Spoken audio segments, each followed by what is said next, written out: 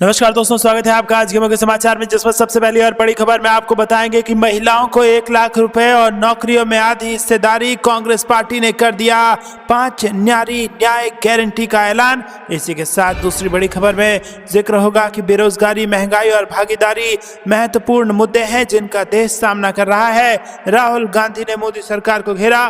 तीसरी खबर में जिक्र होगा कि उद्धव ठाकरे ने नागरिकता संशोधन कानून को चुनावी जुमला बताते हुए कहा कि सीएए लागू करके मोदी सरकार पूरे देश में भड़काना चाहती है। इसी के साथ खबर में आगे जिक्र होगा कि रुकावटों के बावजूद 17 महीने में लाखों नौकरियां दी। तेजस्वी यादव बोले नीतीश के साथ काम करने में दिक्कत हो रही थी। और इसी के साथ खबर में आगे जिक्र होगा कि ममता बनर्जी ने नागरिकता कानून को नौटंकी बताते हुए कहा कि सीएए के तहत आवेदन करने वाले अवैध अप्रवासी हो जाएंगे, उन्हें डिटेंशन कैंप में रखा जाएगा। दोस्तों, इसी प्रकार की तमाम बड़ी खबरें आपके लिए लेके आए हैं, लेकिन उससे पहले अगर आपको भी ऐसा लगता है कि 2024 में होने वाला है बड़ा बदलाव, और अगर आप भी भारत जोड़ो न्याय यात्रा का खुलकर समर्थन करते हैं तो वीडियो को कीजिए लाइक और चैनल को सब्सक्राइब करके बेल आइकन दबाकर कमेंट में लिखिए जय हिंद। रुक करते हैं सबसे पहली और बड़ी खबर की तरफ। महिलाओं को 1 लाख रुपए और नौकरियों में आधी हिस्सेदारी। कांग्रेस ने कर दिया 5 नारी न्याय गारंटी का ऐलान। जी हाँ दोस्तों, लोकसभा चुनाव से पहले कांग्रेस बड़े बड़े ऐलान कर रही है।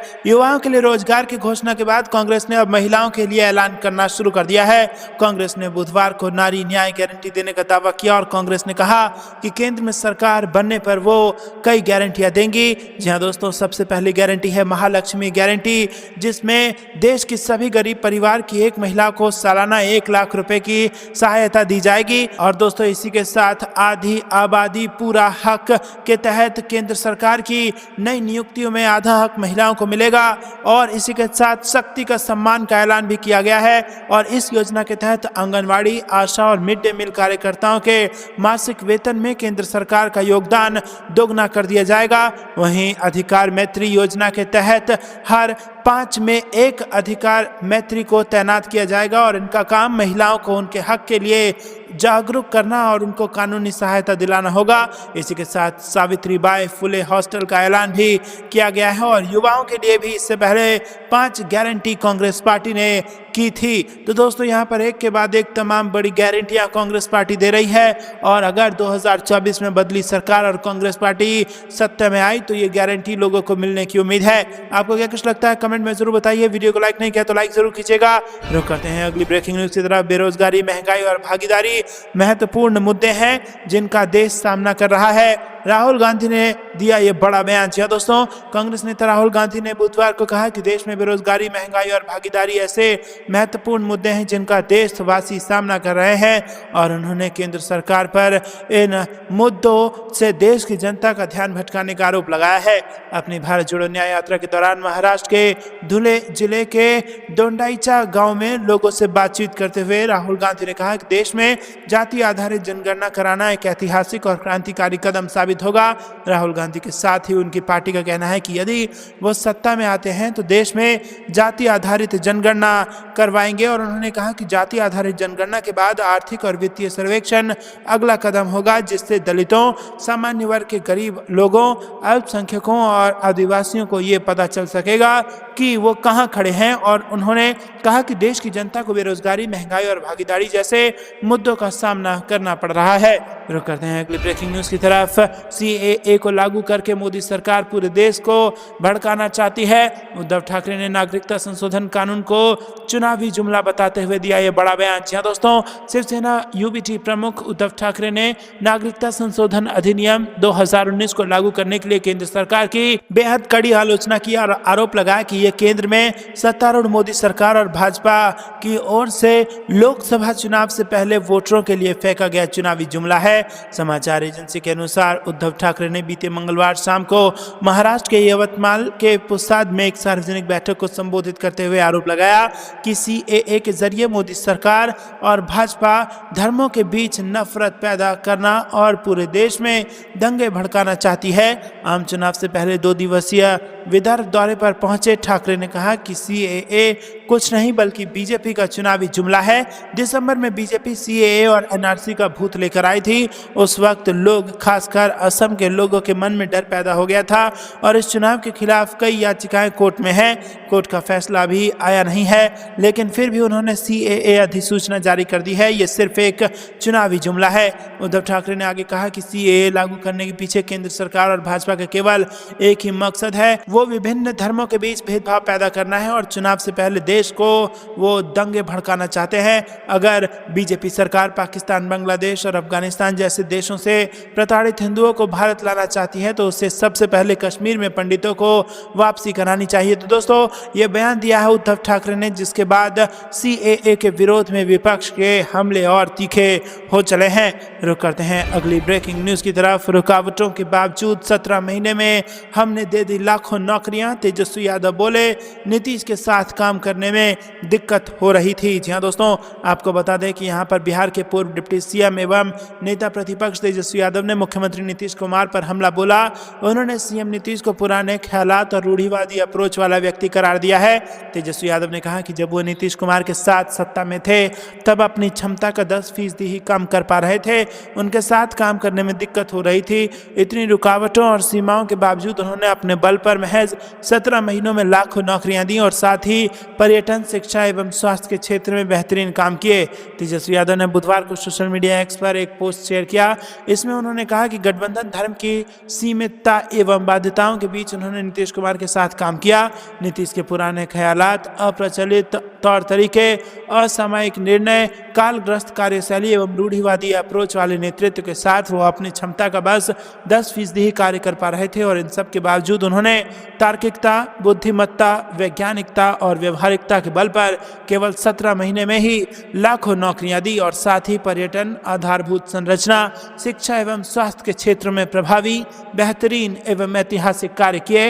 उन्होंने कहा कि आम जनता ने 17 साल बनाम 17 महीने के इस सकारात्मक अंतर का नजदीक से अनुभव करके स्वागत किया। रुक करते हैं अगली ब्रेकिंग न्यूज की तरफ। CAA के तहत आवेदन करने वाले अवैध अप्रवासी हो जाएंगे, उन्हें डिटेंशन कैंपों में रखा जाएगा। ममता बनर्जी ने CAA को नौटंकी बताते हुए दिया ये बयान। जी हाँ दोस्तों, पश्चिम बंगाल की मुख्यमंत्री ममता बनर्जी ने नागरिकता संशोधन अधिनियम की अधिसूचना लागू करने के लिए मोदी सरकार को आड़े हाथों लेते हुए आरोप लगाया है कि केंद्र सरकार आम चुनाव से पहले केवल CAA की सिर्फ एक नौटंकी भर कर रही है, क्योंकि जैसे ही कोई आदमी CAA के तहत नागरिकता के लिए आवेदन करेगा वो व्यक्ति अवैध प्रवासी हो जाएगा। और समाचार एजेंसी के अनुसार मुख्यमंत्री ममता बनर्जी ने बीते मंगलवार को कहा कि केंद्र सरकार द्वारा लागू किए गए CAA की वैधता पर मुझे संदेह है। इस पर सरकार की ओर से कोई स्पष्टता नहीं है और ये सिर्फ चुनाव से पहले एक नौटंकी भर है। 2019 में कुल 19 लाख हिंदू बंगालियों में से 13 लाख का नाम NRC के नाम पर असम में सूची से हटा दिया गया, जिसके कारण कई लोगों ने आत्महत्या कर ली थी। CM बनर्जी ने कहा कि सबसे बड़ी बात कि CAA NRC से जुड़ा हुआ है और जो लोग CAA के लिए आवेदन करेंगे उन्हें तुरंत अवैध प्रवासी माना जाएगा, हालांकि वो इसी देश के नागरिक हैं। तो दोस्तों, ये बड़ा बयान दिया है ममता बनर्जी ने। आपको क्या कुछ लगता है कमेंट में जरूर बताइए। वीडियो को लाइक नहीं किया तो लाइक जरूर कीजिएगा। रुक करते हैं अगली ब्रेकिंग न्यूज की तरफ। उद्धव की गडकरी से अपील, अपमान हो रहा है तो हमसे जुड़े, हम आपकी जीत सुनिश्चित करेंगे। जी हाँ दोस्तों, आपको बता दें कि शिवसेना प्रमुख उद्धव ठाकरे ने मंगलवार को एक बार फिर केंद्रीय मंत्री नितिन गडकरी से कहा कि अगर उनका अपमान हो रहा है तो वो भारतीय जनता पार्टी छोड़ दें। ठाकरे ने कहा कि गडकरी भाजपा छोड़ते हैं तो महाराष्ट्र में विपक्षी दल लोकसभा चुनाव में उनकी जीत सुनिश्चित करेंगे। वहीं पूर्वी महाराष्ट्र के यवतमाल जिले के पुसद में एक रैली में ठाकरे ने कहा कि कृपा शंकर सिंह जैसे लोगों का नाम, जिन्हें भाजपा निशाना बनाती थी, प्रधानमंत्री नरेंद्र मोदी के साथ भाजपा के उम्मीदवारों की पहली सूची में शामिल था, लेकिन गडकरी का नाम गायब था।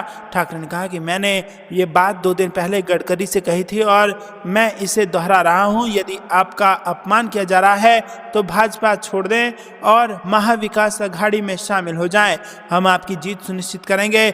जब हमारी सरकार सत्ता में आएगी तो हम आपको मंत्री बनाएंगे और ये शक्तियों वाला पद होगा। MVA में शिवसेना, UBT, रकांपा, शरद चंद्र पवार और कांग्रेस शामिल है। रुक करते हैं अगली ब्रेकिंग न्यूज की तरफ। फिरोजाबाद में अस्पताल पर छापा मारने वाली SDM को अखिलेश यादव ने किया सचेत, भाजपा पर साधा निशाना। जी हाँ दोस्तों, आपको बता दें कि फिरोजाबाद में SDM सदर कृतराज और उनके अस्पताल में औचक निरीक्षण की हर तरफ चर्चा हो रही है। SDM ने घूंघट में अस्पताल पहुंचकर जिस तरह निरीक्षण किया है उससे अस्पताल में हड़कंप मच गया। SDM का वीडियो सोशल मीडिया पर वायरल हो रहा है और ये वीडियो अब सपा प्रमुख अखिलेश यादव ने शेयर किया है और इसके साथ ही प्रदेश की स्वास्थ्य सेवाओं को लेकर स्वास्थ्य मंत्री और सरकार पर निशाना साधा है। सपा मुखिया अखिलेश यादव ने सोशल मीडिया मंच एक्स पर लिखा है कि स्वयं घूंघट में जाकर उत्तर प्रदेश की चिकित्सा व्यवस्था से पर्दा उठाकर सच्चाई दिखाने वाली साहसी महिला अधिकारी को संभल कर रहना होगा, नहीं तो इस डॉक्टर दवाई के बिना चलने वाली उत्तर प्रदेश की बीमारू चिकित्सा व्यवस्था के गोरख धंधे के खुलासे से शर्मसार हुई भाजपा सरकार कहीं ज्ञानवर्धन के बहाने उनको अध्ययन के लिए विदेश ही ना भेज दे। साथ ही उन्होंने कहा कि सुना है कि इस खुलासे के बाद स्वास्थ्य मंत्री जी अस्वस्थ अवस्था में हैं। अब एक्सपायरी डेट की दवाई से रोगी को ठीक करने की जुमला प्लस गारंटी यानी कि जुमानटी देने वाली भाजपा सरकार का भी एक्सपायरी डेट निकट आ गया है। बता दें, उत्तर प्रदेश के फिरोजाबाद में मंगलवार को एसडीएम सदर कृतराज के घूंघट की ओर में मरीज बनकर सामुदायिक स्वास्थ्य केंद्र दीदामाई के निरीक्षण करने का वीडियो सोशल मीडिया पर वायरल हो गया है। रुक करते हैं अगली ब्रेकिंग न्यूज की तरफ।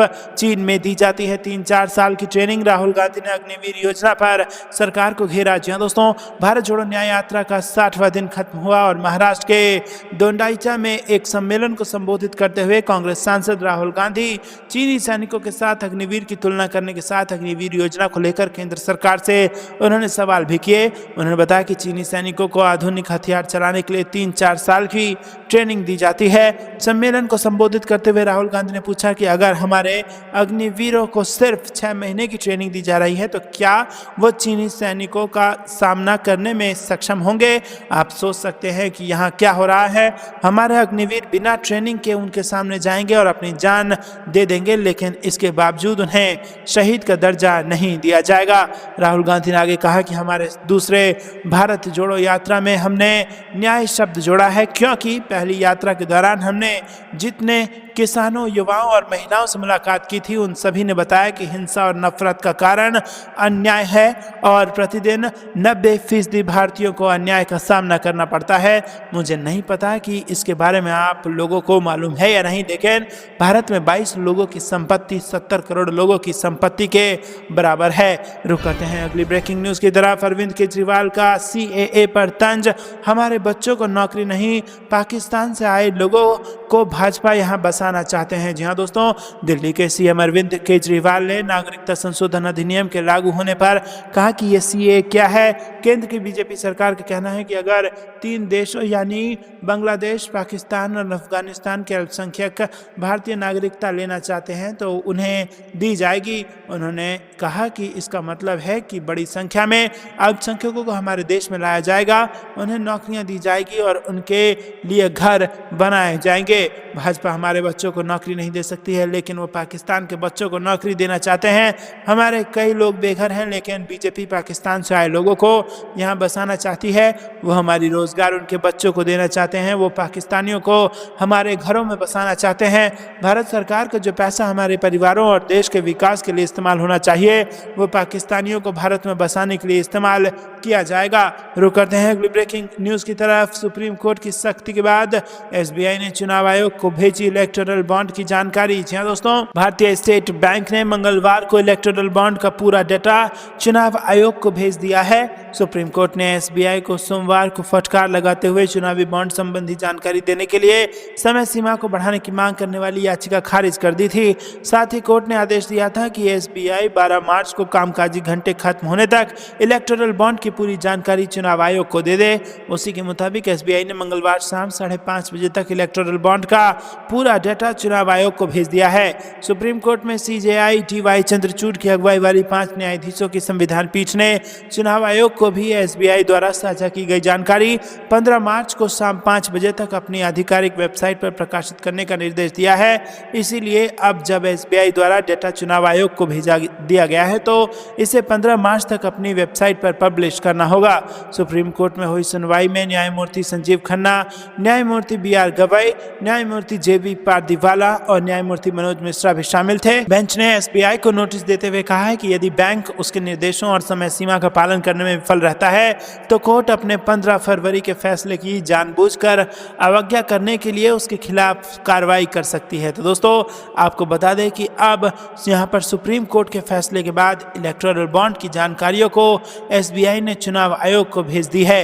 रुक करते हैं अगली ब्रेकिंग न्यूज की तरफ। पूर्ण राज्य के दर्जे की मांग पर लद्दाख लद्दाख की जनता की आवाजें सुने केंद्र, प्रियंका गांधी का बड़ा बयान। जी दोस्तों, कांग्रेस महासचिव प्रियंका गांधी ने लद्दाख को पूर्ण राज्य का दर्जा दिए जाने की मांग का समर्थन करते हुए बुधवार को कहा कि केंद्र सरकार को अपनी हठ धर्मिता छोड़कर इस केंद्र शासित प्रदेश की जनता की आवाज सुननी चाहिए। उन्होंने लद्दाख के पर्यावरण कार्यकर्ता सोनम वांगचुक के अनशन का वीडियो सोशल मीडिया मंच एक्स पर साझा किया।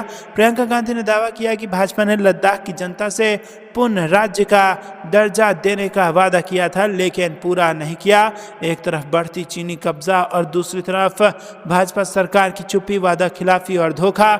लद्दाख की जनता का विश्वास टूट रहा है।